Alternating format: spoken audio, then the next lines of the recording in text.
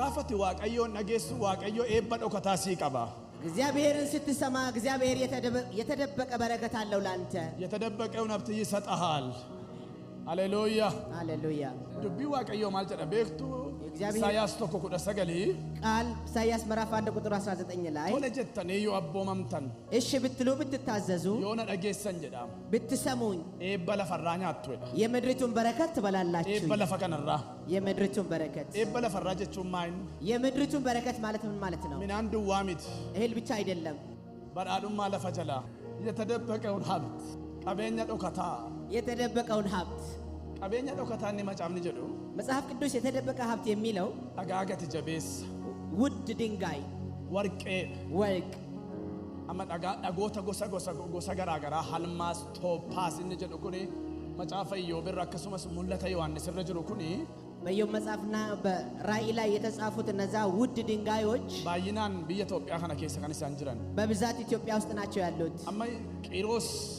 ነመሰምቤን ከነ ዋቀዮ ማልጀደ ቂሮስ አበኛ ዱከነ ከሳን ሲከነ ጀደ ሚቲ ኢሳያስ ፍርተሚሽን ረት ኢሳያስ ምዕራፍ 45 ላይ ቢታነቡት እግዚአብሔር ለቂሮስ ምን አለው የተደበቀውን በጨለማ ያለውን ሀብት እሰጣለሁ ሲፈንከና አበኛ ዱከነ ከሰ ጅሮ ሲከነ በጨለማ ያለውን ሀብት እሰጣለሁ ሰገራ ለፋጀለ ጅሩ ሰነምኒ ብራንጌኝ በከርሰ ምድር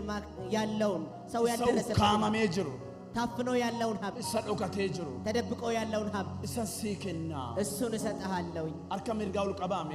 ቀኝ እጆቻችሁን አንሱ አማኦና ኤብነም ንትምባን ማንም ያላገኘው በረከት ከዛሬ ባየን ከሰ ዋኑ ማናምን ወጀቱ ላልተኒ ወጀቱ ማለ ሙለቶ ፊ ከሰ ንትምባን ብዙዎቻችሁ በሰው ላይ አራካሴ አጃጀራ ዲጎል ቻቲን ራሳችሁን አላያችሁምና ከዛሬ ጀምሬ አዝቻለሁኝ ቀበኛ መሆናት ነምን አርግኔ እስከዛሬ ያልታየ ሀብት ከራነም ንረናደም ሰው ያለበት መንገድ ኤበነ ማናገ ነምን አርገን ሰው ያላየውን በረከት እንነ ዋሜ ዋቀዩ ኩን በረን ጅራዱ በረን ተጃጅለ ከሰ ዋንተ ድንቅ ሲሳይል ማና መውታቲፍ ጎዴራ የጠራኝ አምላክ ኩንጅሬኛ ከረታ ካራወቶ አጃጀራው ምናዲጋ ኢየሱስ